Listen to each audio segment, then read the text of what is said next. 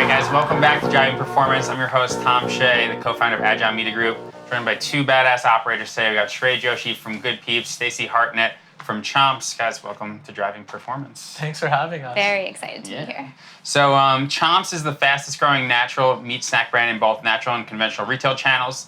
They manufacture meat sticks made from 100% grass-fed and finished beef and venison and free-range turkey. Their products are Whole30 approved, gluten-free, non-GMO, and is carried Trader Joe's, Walmart, and Whole Foods, and plenty of other places.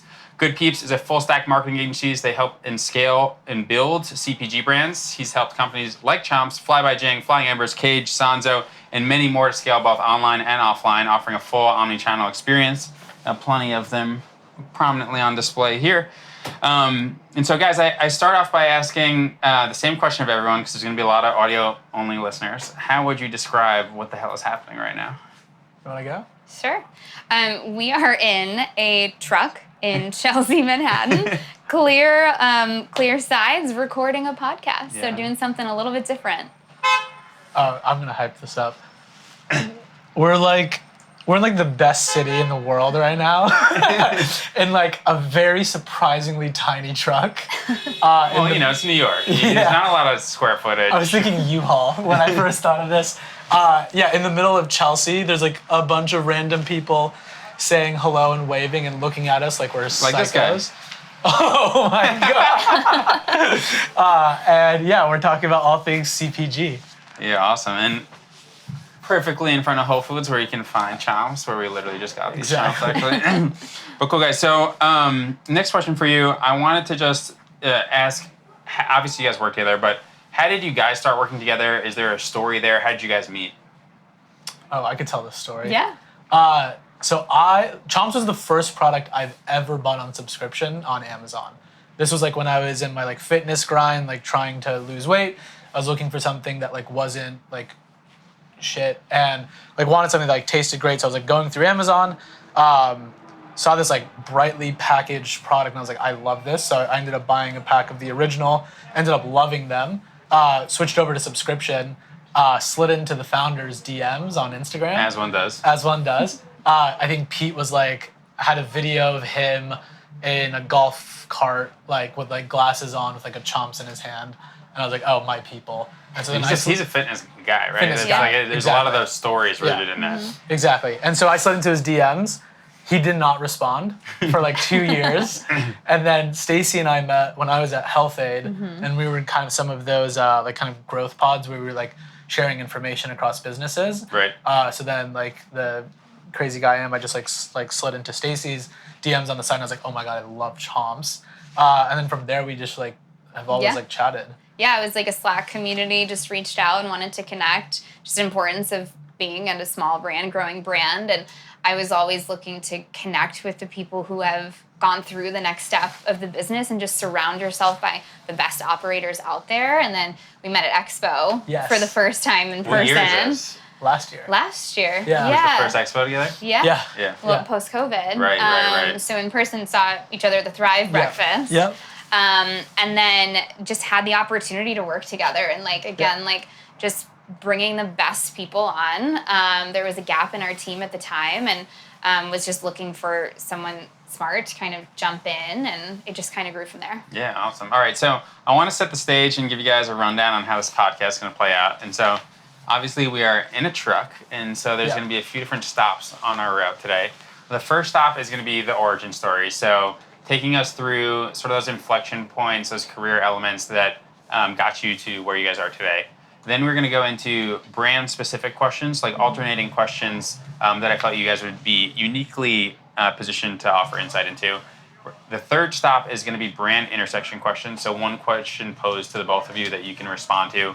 And stop 4 is going to be a game we call the Hot Box, a fun tongue-in-cheek version of the hot seat. Yeah. And then stop 5 is going to be the end of our route, where we'll wrap, tell people where they can learn more about you guys. Sound good? Awesome. Great. Cool. All right, so let's do stop 1, origin stories. And Stacey, I want to start with you. You've lived in a few different places, had a lot of cool different careers. Obviously, we were talking about this before the show, John Morris and Rise. So why don't we just start from the beginning and talk about everything that led up to Chomps? Yeah, so originally Chicago-based. Wanted to experience a different part of the country, moved out east, was always attracted to kind of the energy out here. Went to school at UConn, and then moved to the city, moved to New York after. Started my career at News America, or Neptune now. Okay. So very large, kind of traditional marketing organization, but had the opportunity to work with large CPG. So thinking about retail media on the sales side, so a lot of just formal training, exposure to large clients, so Mars Chocolate, Post Cereal, or a few of the CPG brands, and kind of fell in love with that space. Yeah. Budgets started moving to digital, and I just kind of had to think about, if I wanted to stay relevant and on the forefront, how do I learn that space? Yeah, and what timeline is this? That was 2018, Okay. 2019. Got it. And so at the time, just wanted to immerse myself in all things digital. So started in Chicago, actually made the move back at Rise. Awesome.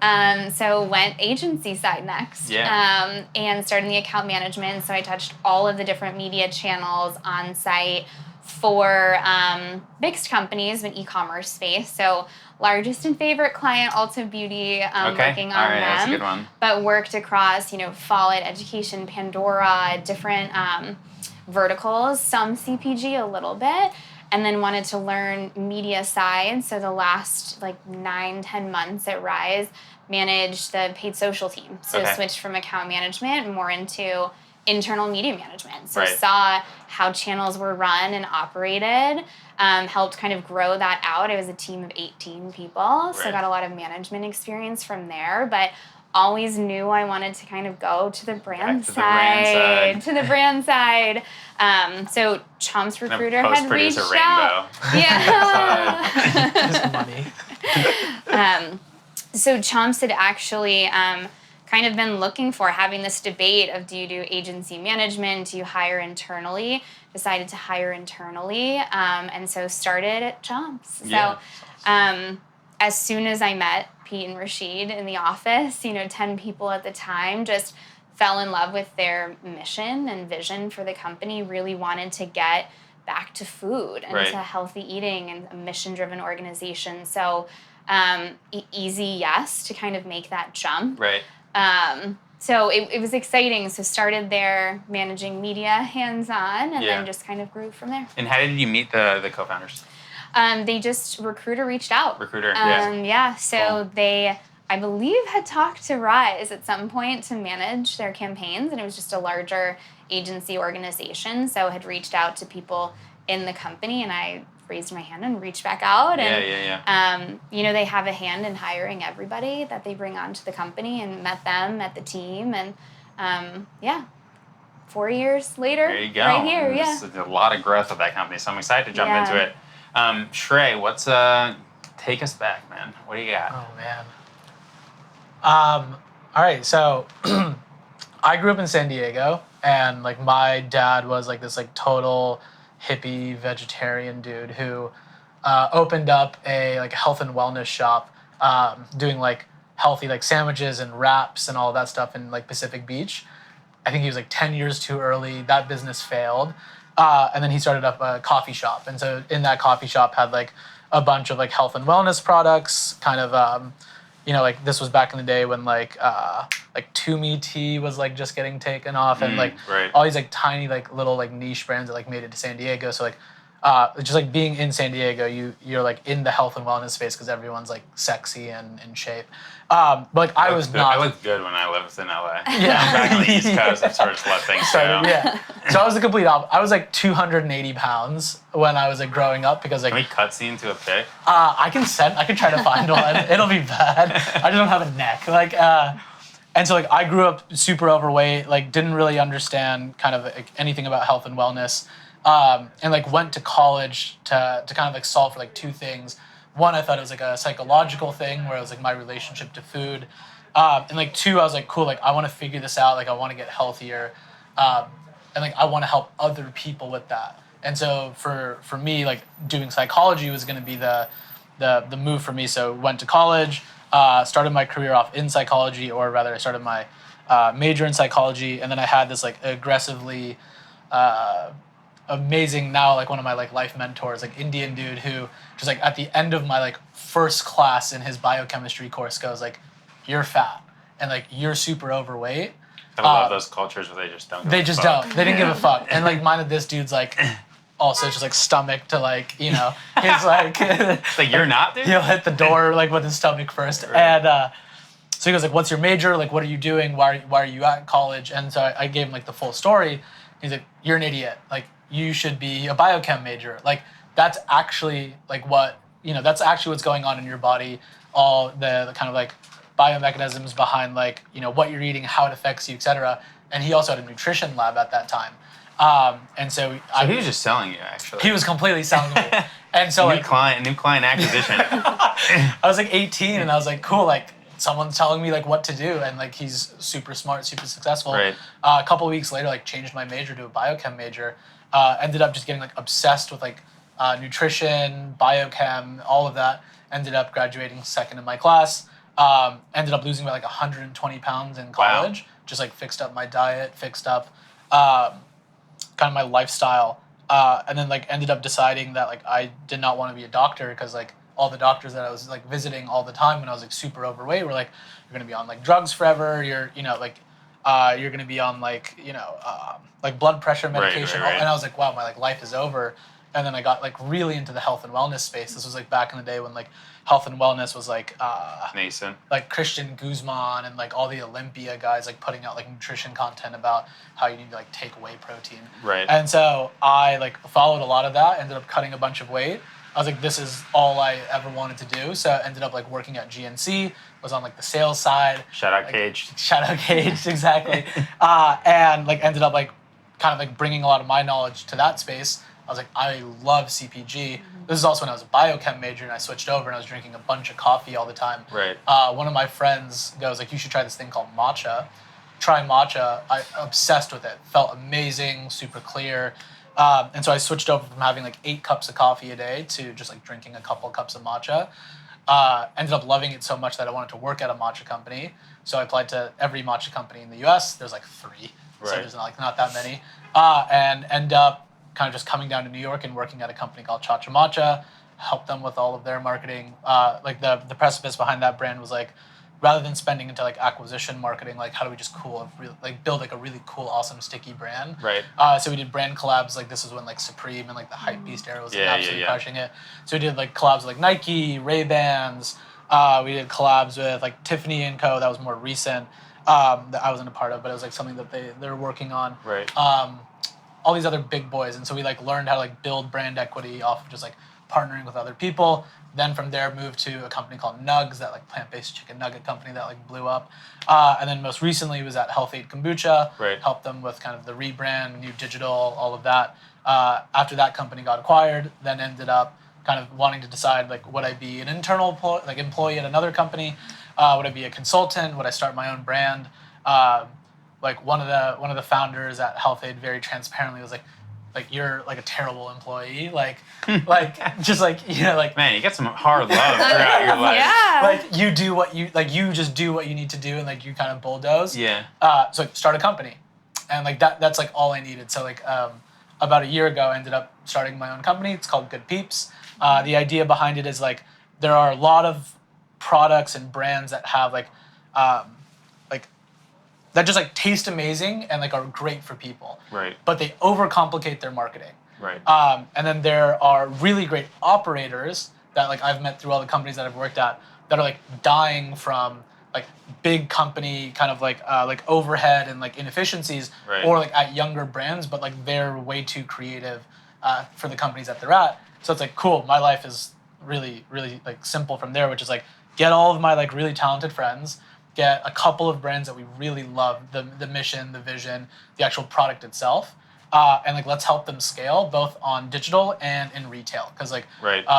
Like I started up in like the digital first startup world, and so like we played that D2C game really well. We understand that like content and creative and experience is really what drives it, like just not like regular media buying. Right. But like something that was unique to my time at Health Aid was like, cool, like, how do we use digital, which is the way that all brands are being built, and like connect that to the offline space. Right. Like how does your social media like affect Whole Foods, Totally. velocity. I mean, Jay Carl's from Midday Squares was on. He was talking about like, it's too hard to scale an operation to really support retail unless you can build the community and deploy it, and like his relationship with the buyer. He's making the merchandisers like dance with him and stuff, and creating some like some level of connection. Yeah, exactly. So like our take is like we want to work with a couple of brands in that like let's call it 30 to $300 million space. Huge swing, but like still in that like challenger brand section. And like how do we do like creative, like breakthrough, innovative marketing rather than like doing like the best practices playbook bullshit. Right. It's like that's the business now. Yeah, and what's Nick's role in all this? He's on the show too. Nick and I grew up together. Yeah. So like Nick's been like my best friend for the past like 10 years. It was like when I was applying to all those matcha companies, I ended up getting an interview with the guys for like the next day, and I was in Boston at this point. Right. And so the interview was at like 7 a.m. I like hopped on a bus, got to his place at like 9 p.m. and from like 10 to 11, he was just like, "Cool, this is like what D2C is." Right. Explained the thing in like 8 minutes. I then like continued to watch that video like 10 times. Yeah. Took notes like the little biochem nerd that I am. And then just like within like a couple of minutes at the Chacha interview, it was like let's get this going. And so like huge shout out to him for like helping me like start my like network here in New York. And like those like early brands, like he was like a huge part of kind of like bringing like a community together.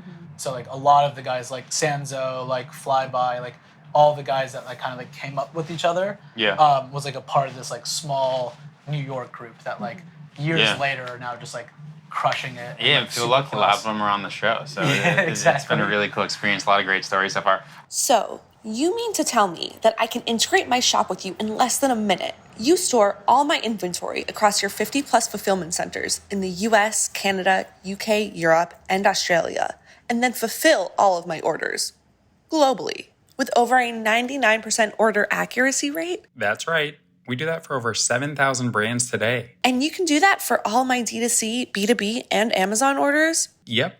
And when my next TikTok video goes viral or during the holiday rush, you can grow with me forever? Yes, again.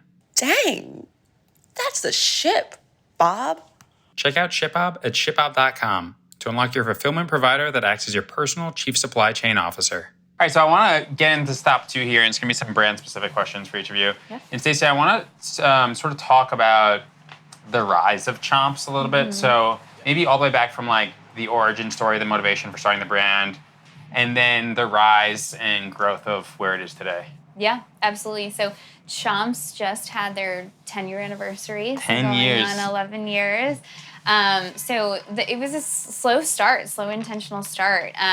So Pete was passionate about fitness and health and nutrition. Rashid was a consultant who kind of had always struggled with weight and eating. And the two of them met through mutual connections. There was a poker game involved and things like that kind of bonded. And it kind of, the two of them coming together was a perfect mix of their backgrounds of like, I've got this idea and hey, I think I can execute this. Are they very different personality-wise? Very different personalities. Yeah, polar opposite. Yeah. But they approach their relationship and dynamic kind of, they joke about attending couples therapy early and things like that. But really we're intentional about starting the business to scale and to be profitable, but to be profitable from day one. So they both had invested small sums very early in the business and wanted to get the product right and the brand right and things like that. So really started D2C first, building that community, listening to the consumers, listening to feedback.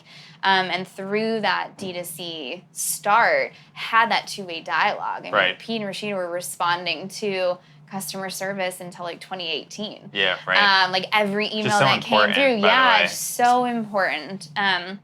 Time consuming, but it was critical. So you for learn, them, right? Yeah. And especially you want to make all those like, those early mistakes before you start going omni, right? Yeah. It's like such a good feedback loop to be able to learn about those early customer feedback points. Really, I think set up the brand for success when you start going mass market, because you can just get into retail and be like, oh, we learned something. Yeah. Let's change it, stuff like that. Yeah. It provided them a platform to ask questions and to learn and revise. And understand what was important to the community and what white space existed. Right. And how do they reach that community? How do they build that before they're on the physical shelf? So the retail growth was slower and very disciplined, but in the best way possible. So it started with a pretty key retailer, Trader Joe's, got the call. That's where I discovered Chomps, by the way. I mean, it's still a huge kind of trial driver for us. Also really hard for brands to get in there. Yeah. Like, I don't, a lot of these brands are in Whole Foods are just like not in Trader Joe's. They're like very selective. Very selective on branded product. A lot Right. is private label. And, they were asked to do private label early, and they knew the power of their brand in the community and wanted to bet on that. So wanted to make sure that they were giving everything they possibly could to Right. Trader Joe's. Wanted to make sure that relationship was great from the start and really healthy. And so expanding out from there into natural grocers and kind of building into more of that natural space. And now the acceleration is just incredible. It's phenomenal, kind of fast-paced growth now, but never departing too far from the D2C e-com roots. Yeah. That's continued to scale with the business, and it is at the core of a lot of where we test and learn. Right. But the retail growth is incredible, and we've had to shift and for sure. future-proof the business with the changing omni-channel mix. Yeah, and just real quick, and we're going to definitely unpack this and dive into it. How many doors, ballpark, how many SKUs? Yeah, so in over 16,000 stores Bruh. now. That's so I wish many I could share the fucking number, but doors. huge kind of growth coming up in April for us, some Okay. big milestones Okay. coming up, which will be exciting to kind of accelerate that. Yeah. But again, Accelerate past 16,000. I mean, yeah. healthy to have 40,000 points of distribution. Yeah. At the end. Damn. Yeah, or 40,000 unique stores. Yeah. So it's like, for you guys are so big already. It's Yeah. like, you guys, like, if you guys get to 50K stores, like, Yeah, that's totally. domination. Yeah. And so, Shray, back to you.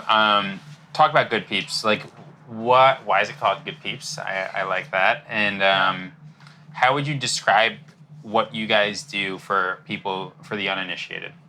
Oh, that's a great question. All right, the reason that it's called Good Peeps is, like, just through the years of, like, being in startups, like, advising a bunch of businesses and kind of investing in a couple more, really the secret sauce at the end of the day is the people that are operating these companies. And I think that so many businesses tend to focus on just kind of like top line, what are the costs, like very much like P&L kind of views on their own company, and they don't put their people first. And so like for us, the way that we kind of think about it is like, if we have like great people on the team and we're working with great people from the client side, like that's all you could ask for in life. It's like you're working on really interesting things with really interesting people, and you're just like building like a 20-year like kind of play of just like cool, like you're just kind of building like a squad. I don't know how to say it outside of that. And so like the tagline for the business is like good people, good work, good times. And like if all three of those things aren't happening with our clients at any point, like we either kind of need to change something up or it's just like a good gut check for like, are we doing the right thing or not? Right. So yeah, it's very much just like, there are a lot of like really passionate marketers that are in the space that just like simply want to work with like people that Totally give a shit and aren't assholes. Dude, I mean, it's like more than half your day, right? Right, It's exactly. like it's not worth it if it's Exactly. not sort of fun. Yeah, so like it's as simple as that. And like what we do for our brands is like we kind of split it up into kind of like three big buckets. It's kind of expanding pretty quickly. So like bucket one is kind of that like innovative component of marketing. It's like how do we do like brand marketing the right way? Like what's our content strategy? Like how do we actually like look, feel, show up in like a unique, different way? Like Chomps, like we worked with those guys on like the new website, right? Like how do you like elevate or kind of like reimagine these brands without losing like the core ethos of who it is, but like amplifying the right parts of it? And so you do like unique, fun, cool experiences. Number two is like at the end of the day, like revenue is the most important thing for these companies. And so we help brands with all things D2C, e-tail, Amazon, etc. And like the big thing that I think differentiates us from like a marketing perspective is like no nonsense, no bullshit, trade, shopper, retail support marketing. So like rather than trying to like buy into these like random like like Randell Media or like these like random like expensive Right. let's toss the cash and see what happens with it. It's like we've worked like directly with a bunch of businesses where we can like look at their velocities, test into a bunch of different types of like media and activations, and like look at what's actually moving the needle and just recreate that. Right. And just focus on kind of just driving velocity. So like have that be obviously like working with like awesome partners like you guys, where it's like Shout out. you literally have like hacked the mainframe and like literally just like made our targeting the easiest thing in the world, to working with like products like Visor and kind of Aisle, where like they help us with like couponing, or gift cards, or Totally. have that be, or It's content it's a partners. team game, to be honest. Exactly, It always exactly. has been. It's so omni, or like content partners like JT, who like was here for a couple of minutes. It's like we help brands kind of like bring all of the right kind of people together, both like our team, other teams, and just like kind of like help them out with like D2C and retail. Like it really does take like a village these days to Right. really like win in marketing, because it's just like so broad and so specialized that we kind of help bring all those people together. Yeah. And so Stacey, I have another question for you. A lot of the folks we've had on, I think, are in the like $10 to $50 million revenue range, and Chomps has obviously had like a meteoric rise. I think one thing I'm really interested in hearing about is just you've seen it through a lot of different phases. A lot of things have changed, and yet like everything about it still screams scrappy startup. The culture still feels right. Yeah. And so I just wanted to talk or hear about how the organization's been able to, and yourself, build in that culture, so that it doesn't feel like you're engaging with like some amorphous blob of a company, like with a bunch of talking heads in a corporate office. It does still feel like a startup, despite honestly definitely leaving that territory. We still think about it as a startup. I mean, even at our scale, like everything we do, we have with that scrappy kind of collaborative driven mindset. And it does start with culture and with hiring. And Pete and Rashid kind of defined traits of a champion from the very beginning. They were like, what made them successful to the point where they're going to hire their first full-time employee? And then how do we look for those people? And then how do we build that into even their performance evaluation system? So it's not just the like what results we're driving, but it's how we're doing it all together. That's so core of what we're doing. So even if we're for example hiring for some classical brand training, it's like they have to show that ability to think scrappy and like to think about how we can accomplish it. That's just the way we operate, and like have to continue to operate.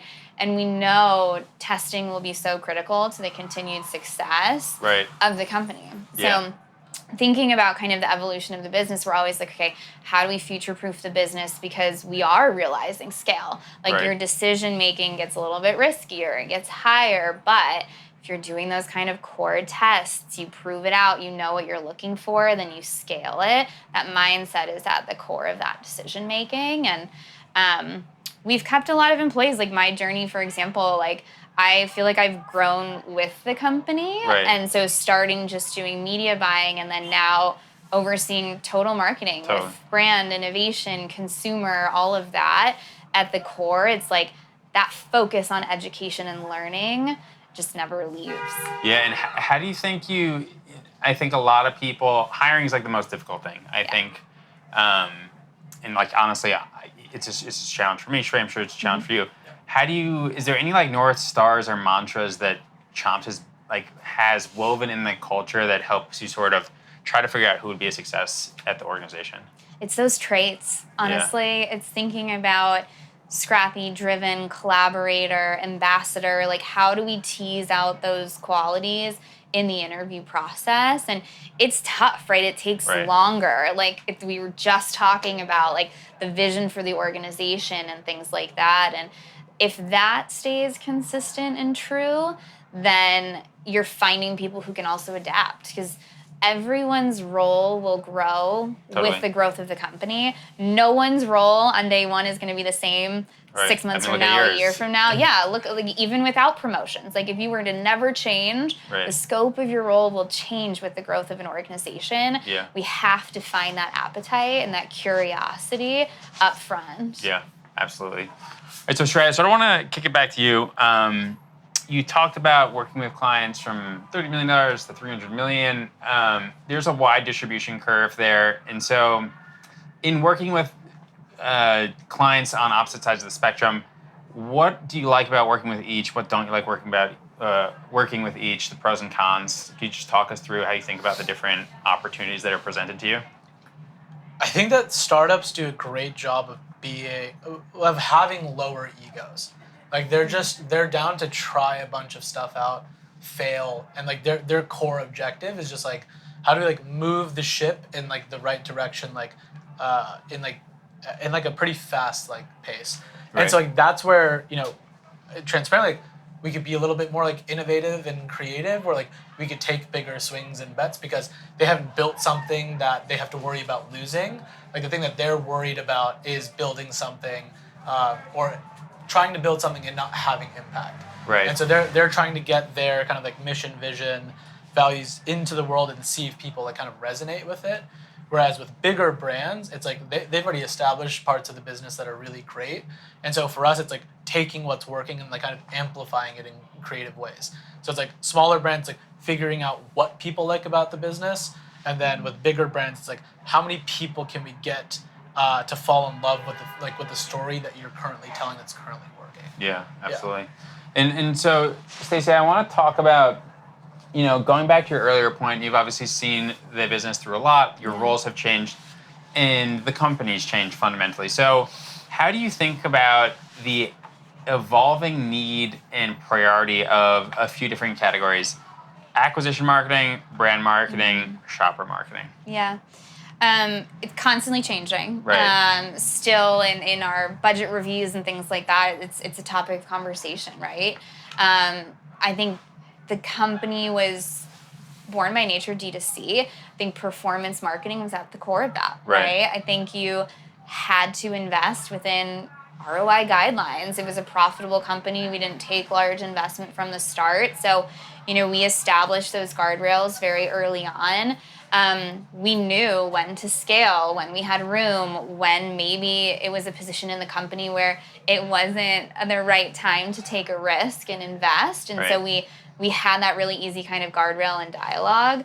Now, I mean, it's a very relevant conversation for us. Is like, how do we now scale into brand building? Right. And that gets a little uncomfortable for performance marketers. It gets into a new area of risk where you don't have that direct measurement to tell you if it's working or not at the same clarity, at the same attribution, and the same frequency. Right. So standing things up like a brand equity tracker that gets pulsed 6 months, once a year, like that requires some patience. It requires a lot of kind of setting expectations internally and just understanding what phase you're in. But just because those metrics aren't as direct doesn't make them any less important. It's almost, more important for us now in the stage we're at is you're moving outside of that core niche community audience and you're defining this new target consumer and you're taking risks and kind of reaching that. Right. But you have to nurture that audience. You have to kind of insert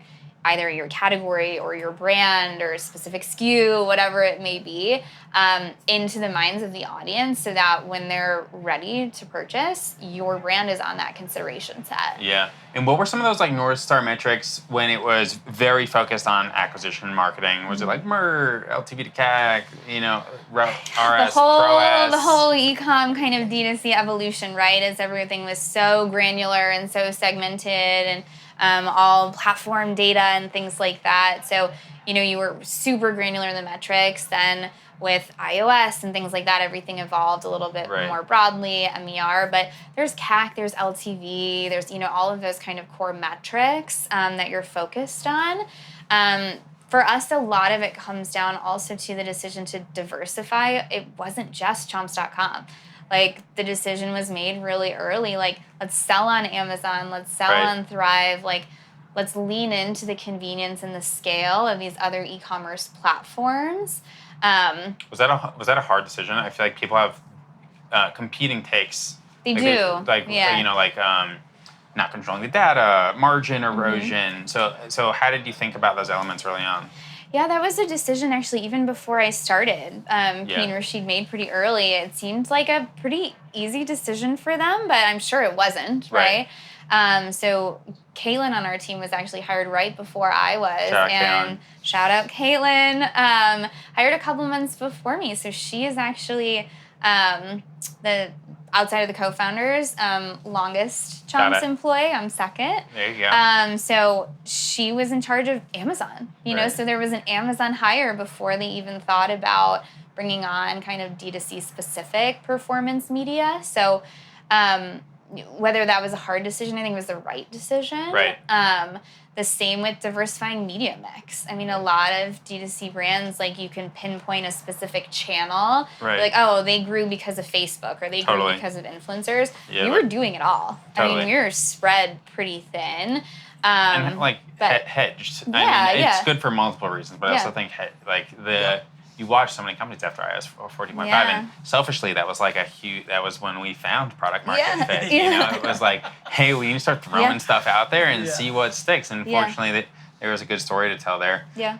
And then going back to those North Star metrics, how have they evolved as you thought of omni-channel? Like, how are you thinking about metrics differently when things are a bit less clear and more opaque, take like a lot more time as you think about like, it's no longer one-to-one. There's like awareness, consideration, and like nurturing a marketing funnel. Yeah, I mean, I think that Omni was huge, right? I think if you think about the product and you think about truly what's driving trial, it's a single stick in store, right? And I think Trader Joe's What's the equivalent of sips on lips for Chomps? Sips on lips? Oh, that's a good one. Yeah, beverage, they say sips on lips. We need a hot tagline. Beverage, I know, liquid to lips. Share of stomach is one that we use. Noms on Chomps. Yeah. All right, we'll revisit that. Okay, we're gonna come back to that. Yeah. We're gonna come back to that. We're just hiring out for a copywriter. This is gonna be the first assignment. Outsource for specialties.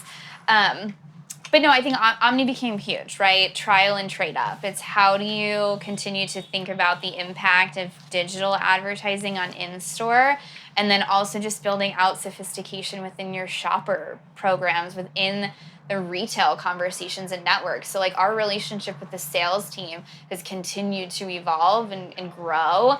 We brought on a VP of Insights, Consumer and Strategy. So how do you continue to tie those two things together? Profit contribution, like at the wholesale level, at the e-commerce level, at the customer level is really important. And again, just balancing that brand investment. So you're not burdening a specific customer with media spend. You know what the appetite is for investment, like where in the P&L can marketing be kind of absorbed.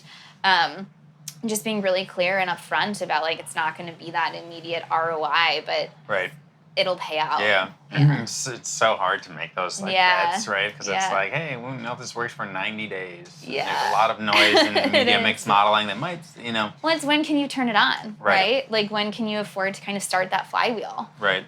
How do you operate? Do you like operate under 80-20 rule, or it's, you know, like 20% experimental, or? Yes and no. I think we've kind of approached it a little bit more like base build test. So it's similar mix, right? Kind of what's your base kind of core spend that's absolutely critical. What's going to be your build of like these are proven tactics, but there's scale opportunity here. Right. And then what's truly new and incremental. Got it. And then throughout the year, how does your build turn into your base? How does your test turn into your build? So it's a little bit, it's still leaning into that test and learn methodology, but a little bit more with the scale in mind. Got it. Okay, Shray, I want to kick it back to you. Something I think is really interesting about your business is sort of like capacity constraints. Since like Doris Dev was just on, Nick was on, and whether like despite not being a venture capitalist by trade, you're sort of forced into that position where you have limited time, you have limited bandwidth, and when a brand approaches you or you approach a brand, you're making a bet as to like really believing in the mission, believing in the operators that are behind it. So I'm curious, like, how do you think about qualification in the context of selecting who you work with? Like we do this we do this with every single brand that we onboard, which is like we just literally send it to everybody on the team, and it's like, do you like that? Like, is the product good? Like, at the end of the day, we're selling a food and beverage product. Like, and I think people tend to like over romanticize their products because of like the adaptogens or the mushrooms that they put Right. in there or whatever. And like when you actually like have it, it just tastes like shit. And like people just at the end of the day won't buy something that doesn't taste Yeah, good. product's like a baseline. Yeah, so that's first. Two, we do like a pretty aggressive audit. So like my old boss at Health Aid, Gary, who's the CFO, he's now the CFO at True Classic Teas, like Oh, dude. the Beast. most successful D2C brand probably to launch in the past couple of years. He like absolutely kicked my ass when it came to like all things like P&L management. And so we do like a really in-depth kind of, take a look at just like, okay, is there actual scale to this business? Like, cool, if we go and like drop 10 million into marketing, like, are these guys burning, or like fundamentally can these guys like have a scalable business? And then like lastly, like as like smart as I would like to sound, it's just like, it's kind of like a gut reaction. It's like, just like, do your friends like the brand, and like, do you sign up for their mission, their vision, their values, and the people that are operating it? Like, so much of startups is just like placing a bet on like the jockey, the CEO. Right. And so like seeing, kind of like their vision for the business or their track record. Mm-hmm. And for later stage businesses, it's more like they've kind of been proven in the market. It's more like with their resources, can we realistically get to the place that they're trying to get to? Yeah. And with those bigger companies, do they also allow us the creative freedom to do the fun stuff that we want to do? Yeah, for sure. And interested from my perspective too, like when you talk about it, the difference between the founder and the operators, like how deep do you need to go in understanding like, okay, who am I actually going to be working with on a day-to-day? Yeah. And are these people going to support that vision of the founder? Is there conflict there? Is there alignment? Yeah. Yeah, absolutely. Yeah. I mean, the thing that you always end up realizing is like, no matter what stage of the business they're at, the founder like sets the culture. Right. Like no matter what is said at the end of the day, like these businesses are those founders' childs, and like whatever how they operate in the business will kind of trickle down to the rest of the people. So like yeah, we no matter what, spend time getting to know the founder, how big, how small, have it be. But yeah, I think you called it out perfectly. Like you and I kicked it off like so quick, and I was like, cool, I'm working with Stacy. Like this is gonna be fun. Yeah. And so like Stacy's like the perfect example of like when we started to ask her about the business, it was just like she knew exactly what was going on. Like here's margin, here are like targets, here are goals, like here's what success like actually like looks like for us. Yeah. And like oftentimes like you'll see like other operators or people that we like work with where it's like other people that we kind of like go and like do that audit process with where Right. we ask them what success looks like, and like the founder doesn't know what success looks like, the operators don't know what success looks like, and it's like blind leading the blind. Like we're looking for like to partner with people that like just like know what a win looks like, either because they've experienced it or they have like a clear vision for it. Yeah. Over 7,000 customers like Pet Lab, Chamberlain Coffee, Hero Cosmetics, Spikeball, Dossier, TB12, Pit Viper, 100 Thieves. Tens of millions of packages shipped every year. 50 plus fulfillment centers across the US, Canada, UK, Europe, and Australia. An app store with 50 plus integrations like Shopify, Amazon, NetSuite, and many more. Managed inventory distribution, D2C and B2B fulfillment capabilities. 99.96% of orders shipping on time. 99.95% order accuracy rate. Yep, we're talking about ShipHop again. We know picking a fulfillment partner or 3PL is not easy. And equally importantly, we know you never want to have to move or pick another one. That's why we partnered with ShipHop. From 0 to 100 million in sales, ShipHop has you covered. Stop 3 on our route is brand intersection questions. So I'm going to ask some questions that were designed sort of at the intersection of what both of you do. So it's going to be one question asked of each of you for both of you to respond based on your perspective. And the first one is a fun one. Can you talk about working together? So, I mean, I saw the website. Give it a sec. They don't want to hear the truth.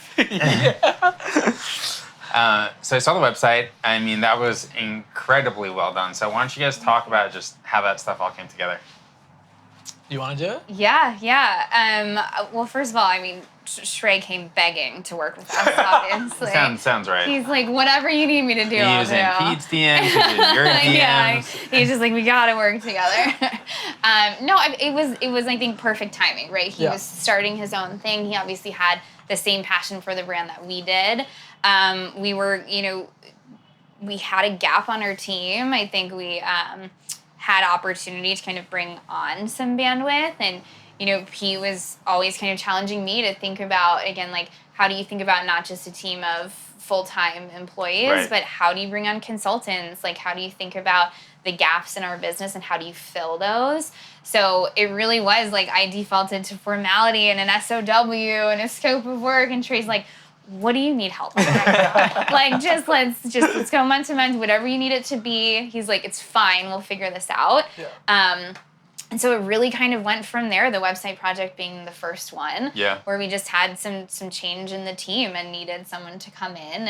And he had worked with our partner before. He had kind of gone through that. And again, thinking about someone who had big picture in mind, but also the executional expertise to jump into a project like that. Yeah. And then it's just continued to evolve from there. Is like, what is the need on the team? What are the biggest challenges we're facing? Like, what are the things that I'm not good at that he can help come in and help solve? And it's a very, I think, mutually beneficial relationship.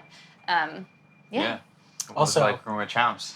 Oh, great. Like, the best thing is Stacy reaches out to me, and I think it was like right after the last expo, our ending convo was, she goes, oh my God, you make me feel like we're not doing enough. Is that what I said? Sounds right. And then like 3 months later, she's like, oh, hey, like, let's chat. Yeah. And so we ended up chatting. Like, they were going through the website. I saw like the first version of it.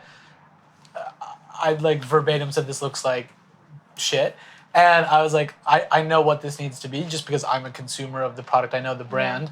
And then after like 2 years, I like look in my Instagram DMs.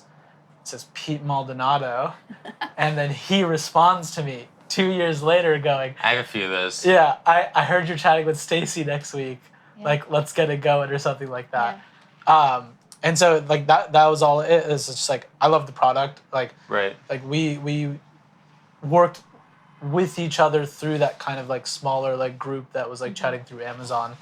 And like I say this to like everyone, I'm not gassing Stacy up, I'm not gassing like Pete up, but like Chomps is like literally one of my favorite brands because like you guys do an amazing job of like for a brand that's as big as you guys are, you know exactly what like a win looks like. It's like, cool, Shray, like we need a good website that converts, that tells a great brand story, and like it's something that like, we think that like this would be the best way for a new consumer to, or like a current like consumer to engage with the brand.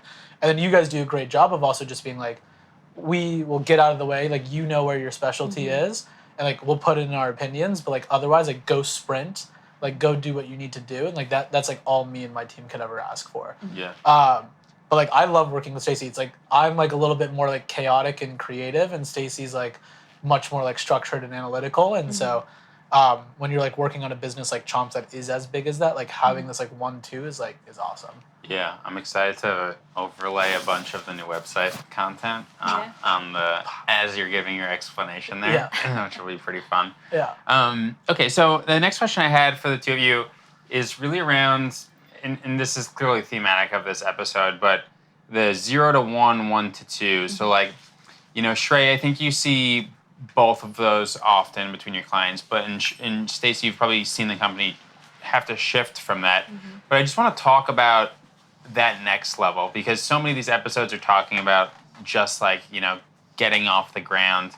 How have you had to like think about rebuilding the organization to support what is such a different game, and then like, sort of just be able to keep that speed up and not turn into one of those companies that just like gets paralysis and can't really move quickly to adapt? Yeah, I mean, I think that you have to understand the role of your organization at every stage of the business, and you have to think ahead.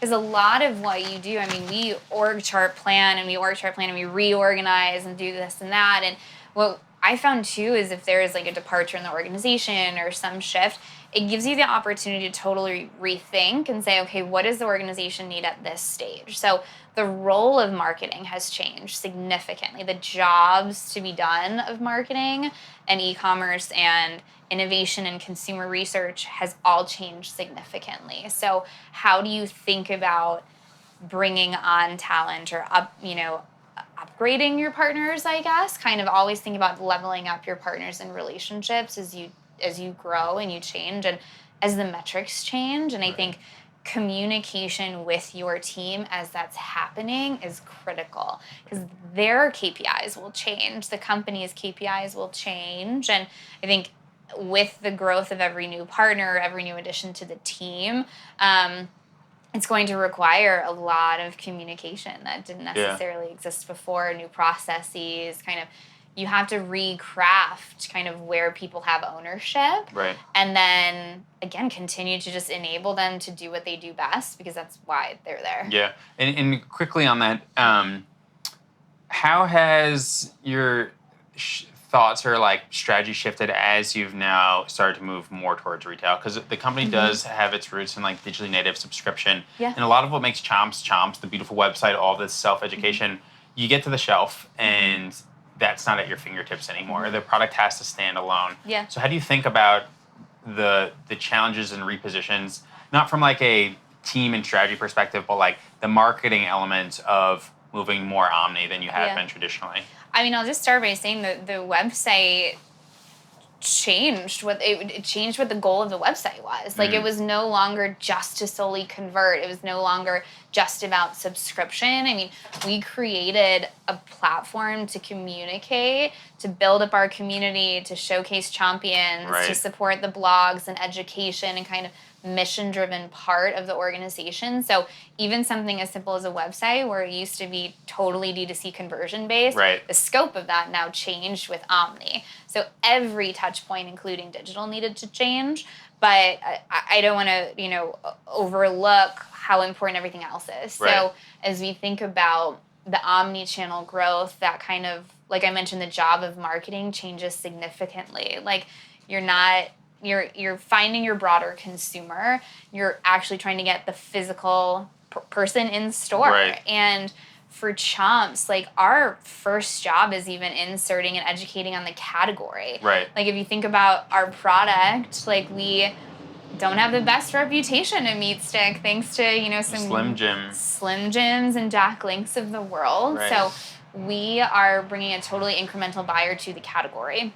So how do you even get a meat stick to be on someone's consideration set? It wasn't on mine before I knew You wouldn't even stop at that shelf probably because of all those like preconceived notions. We literally timed ourselves to find our own product in the store because you have to get our consumer is not walking down that aisle. They're not looking at that aisle already today. So marketing has to accomplish that. Like your communication and your messaging has to accomplish that.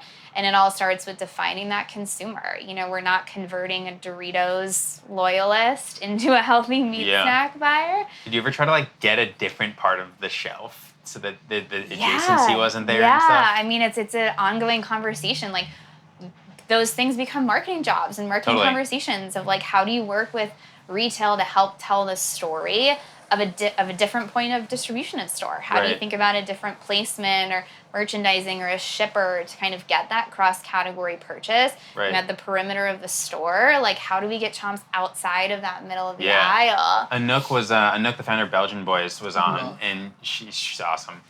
She talked about like when she first launched in retail in the States, they put her in a freezer, and it was frozen breakfast, and she was like, "What the fuck? Like breakfast doesn't exist, like at least where I'm from, it's supposed to be like fresh and natural." And so she lobbied hard with the retailers to be in the refrigerated section. And so now it's next to the eggs, next to the milk. There's adjacency, so it explains that there's something different here quickly. There's freshness communicated, all that stuff. And Jay Carl's also from Midday Squares was like, we didn't want to be with the granola bars or things like that. We wanted to be next to fruit. Like that's where we wanted to be, and they talk so much about those relationships and those placements as like the ways to really win on shelf. Real quick before I get to Shray, Yeah. did you do anything different with the branding and packaging as you made that push? So there's still renovation, I think, happening Okay. within that. I mean, the biggest change, kind of success point, is the packaging you see today. So this refresh to just how you think about the bright, bold colors Right, the bounce on the shelf, yeah. Yeah, and just think about the category, totally reframed the brand and the product. So it's got to be 3 years ago now, maybe. That's the current packaging you see today. But like, you're holding up the 8-count pantry packs. So we all know Right. trial and trade up, the importance of that impulse buy and then trading up. So again, the omni channel comes to play because Right, this like is trial versus... yeah, Because exactly. you can't do subscription anymore. So like this Right. becomes your Pantry. retail Yep. equivalent of the subscription buyer. Exactly. Yeah, awesome. Shray, you've obviously seen a lot, and something I think you help people a lot with is offline. Just talk us through the challenges, what you're seeing in those spaces.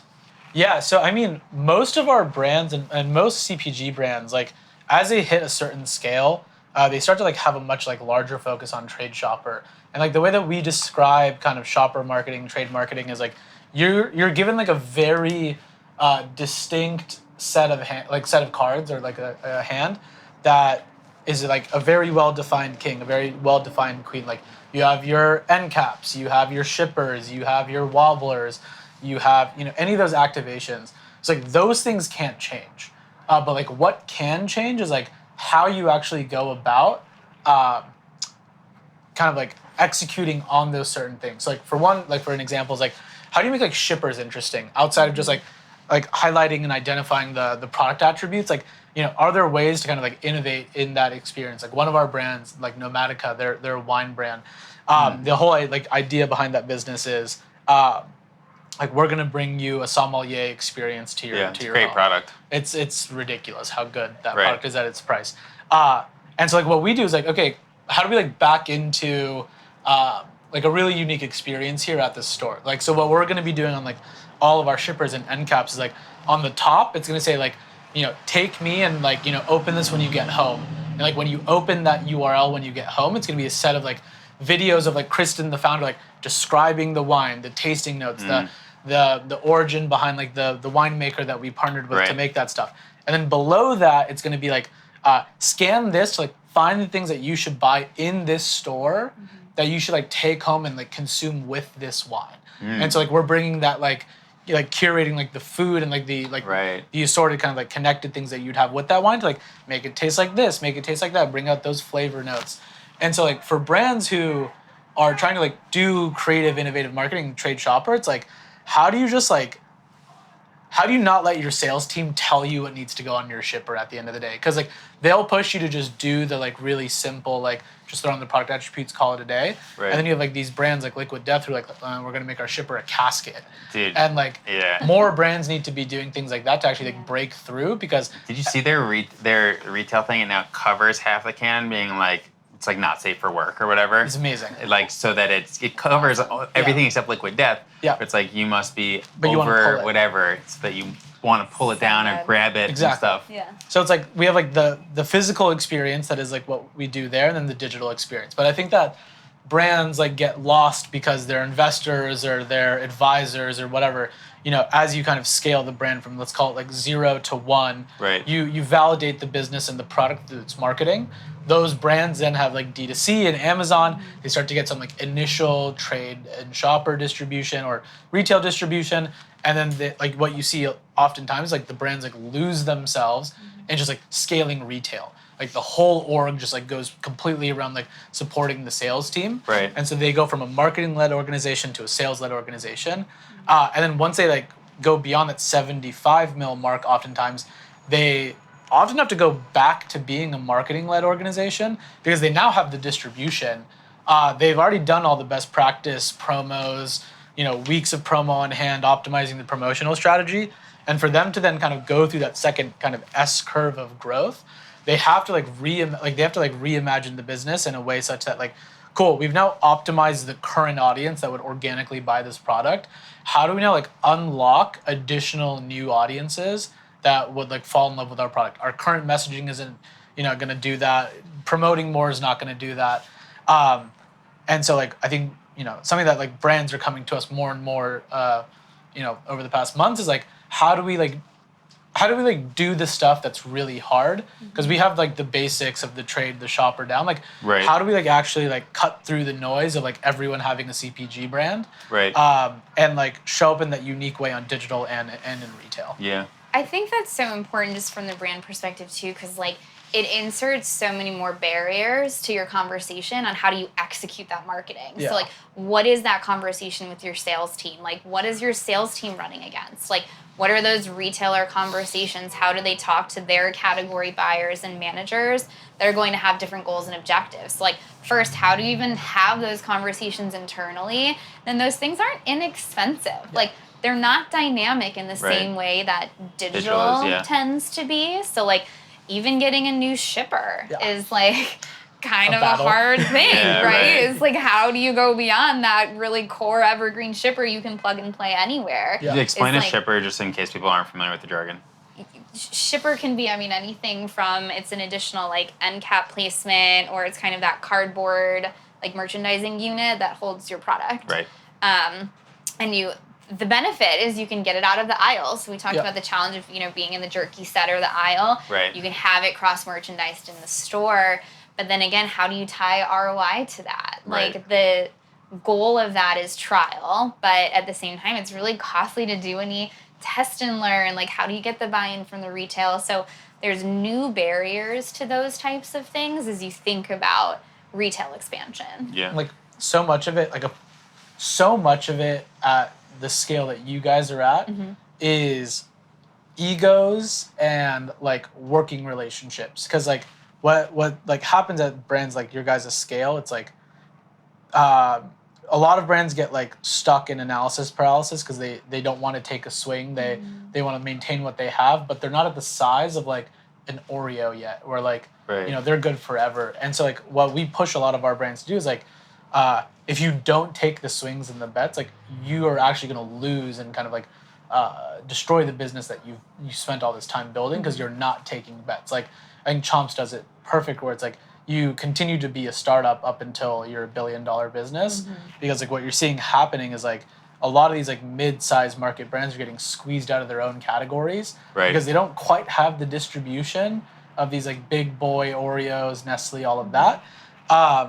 And these like new and up and coming brands now have like the community, the marketing, Totally. the new era like digital that's like eating their lunch. Yeah. And so like for brands that are at like Chomp size, it's like you have to like innovate on like the trade shopper side and like take category, but like you even have to work harder on the marketing side, because you have to really like do the marketing that like kind of breaks through and is like really fun, unique, and interesting.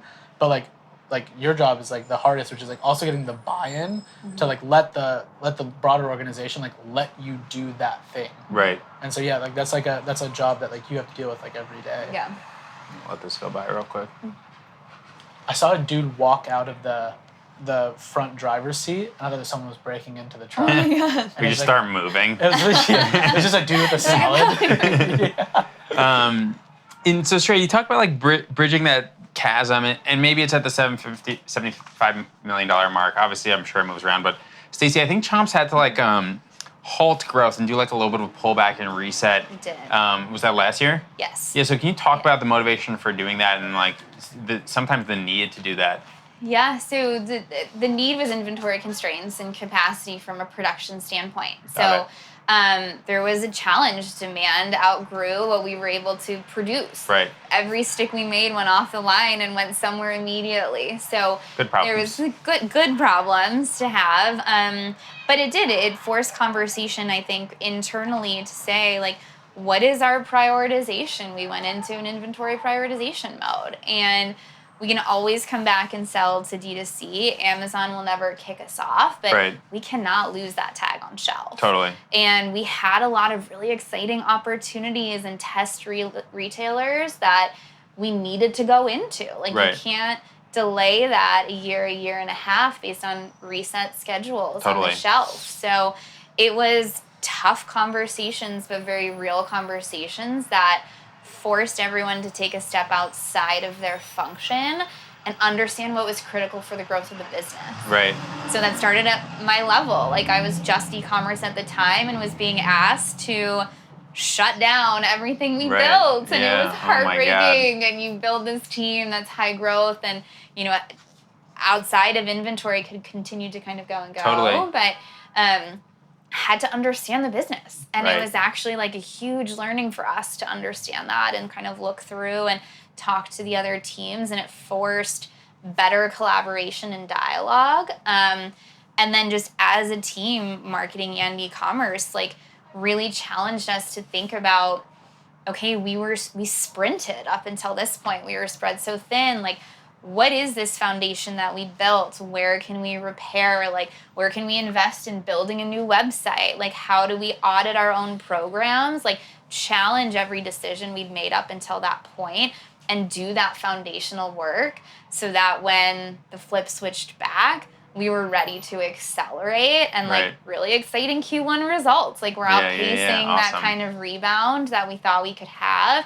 because we were able to realign team to prioritization. And then now that we're back, it's like the momentum was never really lost. So Awesome. I'm sure a deep breath and some time to actually think also. yes, Was probably pretty yeah, nice. it was a little bit of a luxury. Yeah, Yeah. we weren't bored. I'll tell for you that. sure. But I'm curious how you guys think about SKU expansion and growth and the need for it. And I've heard like there's so many different ways to think about it, right? You look at Athletic Greens, one product, Yeah. and like that's it, right? But at the same time, I've also heard people like the need to have multiple SKUs and expand their presence on the shelf. And sometimes retailers even want that, and they want, something that's clearly doing well for brands to lean into it.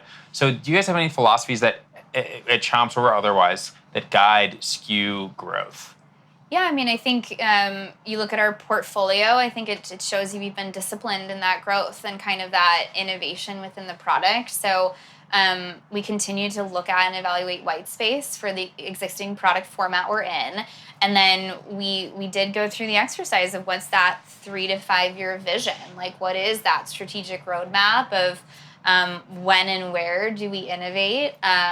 Also on shelf, like what does the SKU rationalization look like? We did a turf analysis. Like when does it stop being incremental, like new flavors? When does it stop being Diminishing incremental? marginal utility. Exactly. So proteins, flavors, kind of different pack sizes and different types and things like that is all work that we continue to do. And at this stage of the company, we have that roadmap laid out that we're always really evaluating against within that innovation and growth strategy.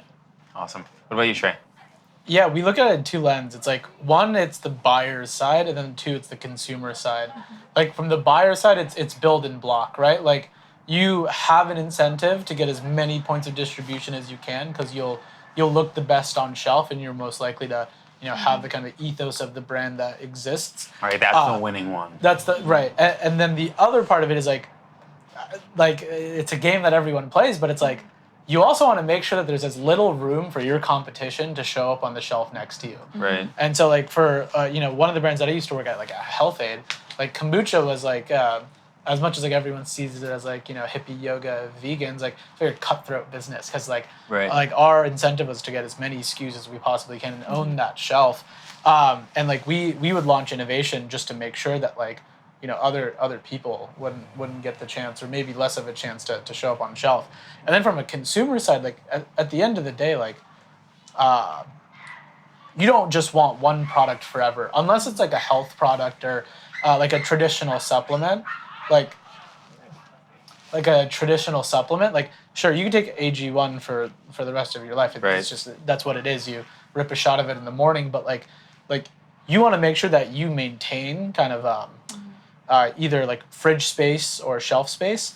And like you could go about that by either having like a product that has like a great consumption frequency that you could just blindly take, or like you have a product that's like really great, and like whenever I'm bored of another flavor, like I just want to switch it up. Like, at the end of the day, like these two products are like my top two that I always consume. It's like but I'll go through like seasons where like a couple of weeks, all I want is like the original beef. Right. And then like you could not force me to have another one, and I'll have like jalapeno for the next couple of weeks. And so it's like Right, I love right. Chomps, but like my palate just like People go through changes. phases. Exactly. Yeah. Yeah. Exactly. Well, and it's who in the household is consuming the product as Yeah. well. So what's the flavor profiles? Like you said, like what's the share of the pantry? Yeah. You know, like how often are people ordering? That's where D2C data comes in, right? Like what flavor combinations and things like that are people getting? And then how do you maximize that space on the shelf? Yeah. What do you guys think the biggest mistake people can make in the context of emerging food and beverage startups are? I'm gonna That's a answer great this. question, yeah. Okay. Overly innovate in the start. Yeah. Like you see a bunch of brands now come out with like 6 hero SKUs. Right. And like most consumers don't even know who you are, one, and number two, like what your products are. And so you run into this like confusing game of like trying to market 6 products at once, and the consumer's like, I have no clue what's going on. Like Right. start with one product, like gain product market fit, then kind of expand your set from there. And like I think the other thing that like a lot of emerging brands do is like, since so much of startup is like blind leading the blind, like people listen, and this is like slightly savage to say, but like a lot of people like listen to their friends and other founders Such a good. that are completely lying to one another. Like It's CPG Twitter circle jerk. Exactly. And we'll bleep that out. But like, Yeah. sometimes people need the. yeah, There's not enough tough love going on, and Yeah. like I think I put it up to you the other day. It was like the people who just blindly gas you up. Like find the people who maybe put you in an uncomfortable position Yeah. with the feedback they give you, and keep those people Yeah. as close to the hip as possible, because those are the ones that actually care. yeah, exactly. And like so much of CPG is blind leading the blind, and like monkey see, monkey do. And what you see is that these brands who are trying to establish a unique voice or like a unique presence on shelf, they end up not seeing initial results in like what's working for their kind of brand and like how they want it to kind of show up in the world. And rather than trying to figure out a different way of telling the same story, they just go and copycat the other brands that do have wins on social, on shelf. And like, everyone then becomes a meme company, or everyone becomes a founder-led brand, where it's like, what you really need to be doing is like figuring out how your story comes to life. And like that just really often comes down to like you trying to tell that story 1,000 different ways, and like you'll end up finding like 1 or 2 winners. So Yeah. it's like staying true to who you are when shit gets really tough and things aren't working out, because oftentimes they won't. Yeah. Yeah. What's your perspective? Yeah, I think the copy paste, right? I think the blindly taking, the best practice of what's happening out there and just looking like the content or looking like the other brands, like Right. trying to just find that Nothing and fit authentic in. about it. Yeah. I think it's easy to do. Like Right. it's easy to be like, okay, comfortable. these are the top partners in the space. Let's use them. Let's do this. Here's the shot. But I think what we're really challenging ourselves to do right now, and that Shray is helping us on, is like, how do we find something so ownable and so uniquely Chomps that no other brand logo can be pasted on it, and Totally. it makes sense, Yeah. right? And it's staying true to that original startup. That's what makes it so unique, right? Yeah. It's like you were successful to that point. Like, don't lose that, but you have to continue to evolve and tell your story and connect Right. with consumers in that way, so you stand for something in the pantry. Right. And it's not just like, it's something you want to be able to share and tell your friends about, and, get that buzz going. Yeah, for sure. All right, last question. Easy question for me to ask, hard one for you guys to answer. What is your respective hopes for Chomps and Good Peeps in where they'll be, let's say, 5 or so years from now? Oh, You can go first. we're building, and like I truly just I'm calling my shot right now. We're building the BCG of CPG, and like what I want Good Peeps to be in a couple of years is kind of like 3 foundations. One, we want to have a seat at the table at the brands that we're building, and so like we're launching and kind of building our own fund right now, and so like we want to be able to invest in the brands that we work on, because we have the most vested interest in making sure that they win. And so like the marketing Right. is what differentiates it. So like, let's go take a bet with, the brands that we work with. 2, we're building like a retail business from both like a marketing support perspective as well as a brokerage service. And then lastly, it's the actual like core marketing itself, which is like the D2C, the trade, the shopper, the Right. brand, all of that. So we really want to be like that one-stop like growth shop for all things consumer. What about you, Stacey? You know, Chomps is building towards a $1 billion snacking brand, you know, to be an iconic, healthy, better for you, best for you snacking brand. It might sound like, you know, I don't know, cheesy or kind of repetitive to say, but like to create that platform for Chomps to continue to grow and to build the permission with our consumers to create new products and solve different need states for consumers, I think is, you know, what we're continuing to build and create that platform to help solve for conflicting information out there about Right. health and nutrition. Yeah. Awesome. All right, guys. So we're at We sold $6 million our first year and did $80 million in sales last year. That's what the COO of Adventure Challenge, a longtime customer of ShipOb's, shared with ShipOb the other day. The pace of growth for Adventure Challenge has been insane, but it wasn't all positive. It started with a failed crowdfunding project. Then investors assured them that their business would fail. They raised $0 in outside capital. And it somehow only took a few years to hit $80 million in sales. They started off fulfilling all orders themselves. They'd have U-Hauls packed with thousands of products, making endless trips from their storage unit to the post office. It was not scalable. It was definitely hurting their growth. It definitely wasn't fun. That's when ShipOb started their partnership with Adventure Challenge. By being able to focus on growing the business and product development, sales took off like a rocket ship. While Adventure Challenge initially focused on D2C sales, their popularity started driving other conversations. They started to stock several hundred smaller boutiques across the country, then Francesca's, then Kohl's. And while they're based in California and most of their customers are in the US, the word of mouth and viral videos on TikTok and Instagram started driving demand around the world. So then they started filling orders out of Canada, and then the UK, and now Australia. From a failed Kickstarter and getting $0 in outside investment on day one to over $80 million in revenue, Adventure Challenge has defied the odds and built a global powerhouse brand alongside their partnership with ShipOb, who's there to help you completely unlock your brand's growth. Read the entire story at shipob.com/adventure-challenge. top 4 here. It's a segment we like to call the Hot Box, a tongue-in-cheek version of the Hot Seat. So I'm going to ask you guys a few this or that questions. The objective is that you guys answer sort of without thinking the A or B of the situation that you identify most with. So I'll have Stacey answer first. Shray, you're going to answer second for all these, all right? Okay. You guys ready for the Hot Box? Do it. All right. So is he. Yeah. All right. Jazz up. Cold plunge or hot tub? Hot tub. Cold plunge. Beach house or ski house? Beach. Beach. Coffee or tea? Coffee. Coffee. Sunrise, sunset? Sunset. Didn't you just say matcha I know, changed your right? life, and now you're back to 8 know cups that. of coffee a day? Yeah, you start a company. All right. Yeah. The sunrise or sunset? Sunset. Sunrise. DTC or D2C? TC. D to C. I don't know. It's like Tuh? it's like Tuh. it's like in You have to between. pick letter or Non-committal. number. I'll do the letter. Okay. Neat or messy? Neat. Depends on the day of the week. Corgi or golden retriever? Golden retriever. I don't know what a corgi looks like, so golden retriever. What do you mean? It's the right answer. It's the right answer. It's the short, little stubby legs, and they got a big booty. Little hot dog. Oh, golden retriever. Yeah. Winter or summer? Summer. Summer. Tennis or golf? Golf. I win. Tennis. Pineapple pizza or candy corn? Pineapple pizza. Neither. You have to pick one. That's not how this game Pineapple works. pizza, remove the pineapple. Live music or DJ? Live. DJ. Live in space or live underwater? Ooh. Underwater. Underwater. Fight one horse-sized duck or 1,000 duck-sized horses? Oh my god.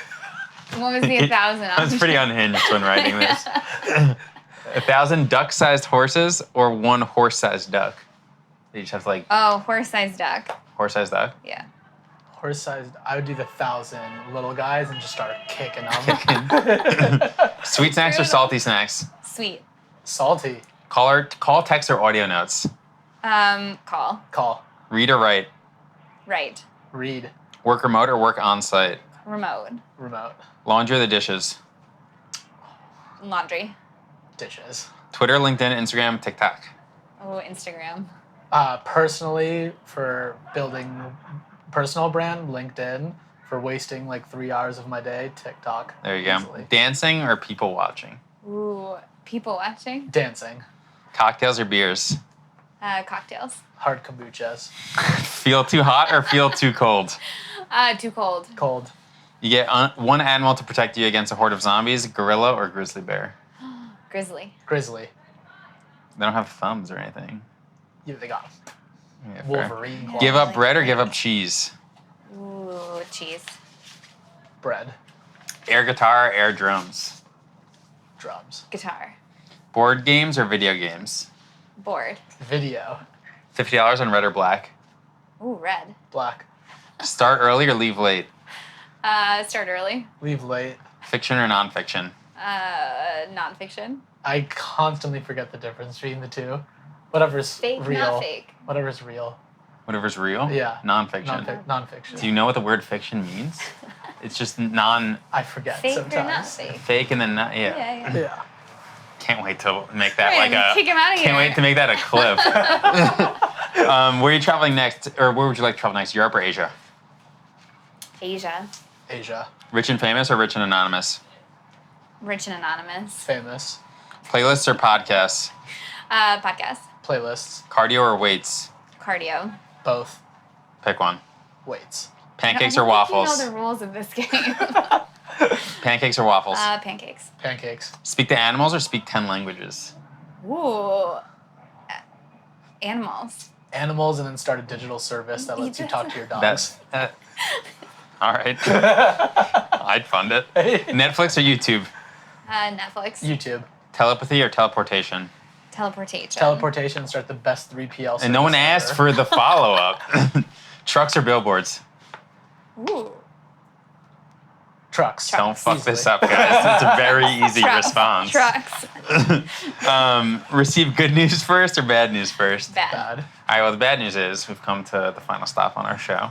I want to thank you guys for joining me. I thought this was a really awesome discussion, definitely unlike any of the episodes we've had so far. So really appreciate you guys joining us.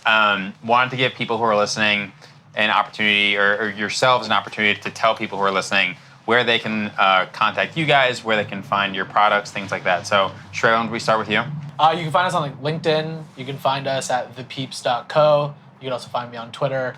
But like, you know, there's only one Shray Joshi, so just Yeah, a look lot us of up. Tom Shays, A lot of generic Tom white Shays. Irish name, not really doing me a ton of favors. I actually own the SEO on my name now, so look us up and we'll be the first ones. And outside of Peeps, the like terrible, disgusting candy, we're the other one that shows up on Google. So just look us up. All right, and in the future we'll just we'll have you above them, I I'm think. trying to own that. Yeah.